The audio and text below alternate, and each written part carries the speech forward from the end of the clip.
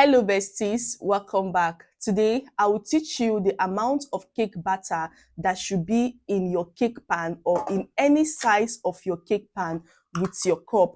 Let's say after making your cake and you want to measure out your batter, I want to bake a size 6 inches cake. I will teach you the amount of batter that is meant to go into each cake pan with your cup. The last video I made it with your scale. So what if you don't have a scale and someone called my attention and said I would have used the cup measurement rather than the grams measurement? Just like for the 6 inches cake, we all know that if you have watched that video, we all know that for the 6 inches cake, 600 grams can go into it, and 7 inches cake, 7 inches pan, 700 grams can go into it. So but today you need to relax because we'll be talking about the cup measurement, how many cups of batter should go into this. And I also think that the cup measurement is kind of a little bit much more easier and much more simpler. There is no need of like setting your scale to 0 and trying to, even though you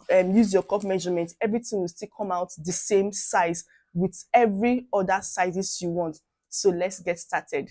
Also, in my next video, I'll now teach you the amount of butter icing you need for your different cake sizes, the amount of fondant icing you need for your different cake sizes. Please note, this is from my personal experience. The first cake pan we'll be using in this video is the 6 inches cake pan. This is the 6 inches cake pan, and this is also the 6 inches cake pan. So the amount of batter that can go into this with your cup measurement is 2 cups. 2 cups, that's this 1 cup. So you scoop in 1 cup, 2 cups. So we have 2 cups can go into this particular size 6 inches pan. Then the next pan size we have is the size 8. This is size 8 inches, and if you're not sure of your size, you can just place your tape on it and also place like this. This is like 8.5, but it's meant to be 8 approximately. So the amount of cake batter that is meant to go into this particular cake pan size is 3.5 cups. 8 inches is 3.5 cups. Then I don't have size 9 here, so but your size 9 cake pan, the amount of batter that is meant to go into your size 9 cake pan is 4.5 cups. Then coming down to 10 inches cake, your 10 inches pan, the amount of cake batter that is meant to go into 10 inches pan is approximately 5.5. For your 14 inches cake pan, the amount of batter that is meant to go into that particular pan, this particular pan, is 11 cups of batter. It's so simple and so understandable. So you can just like rewatch the video and use your pen to write. So coming down to the square pans take much more batter than the round pan. Like if you're baking a size 6 inches square pan and a size 6 inches round pan, they are not the same quantity, they are not the same size. Now the batter in the square pan is much more than the batter in the round pan. So for your size 6 inches square pan, the amount of batter that is meant to go into your size 6 inches square pan is 2.5 cups to 3 cups. 2.5 cups to 3 cups of batter should go into your size 6 inches cake, size 6 inches pan. Then for your size 8 inches pan, the amount of batter that should go into your size 8 inches pan is 4 cups of batter.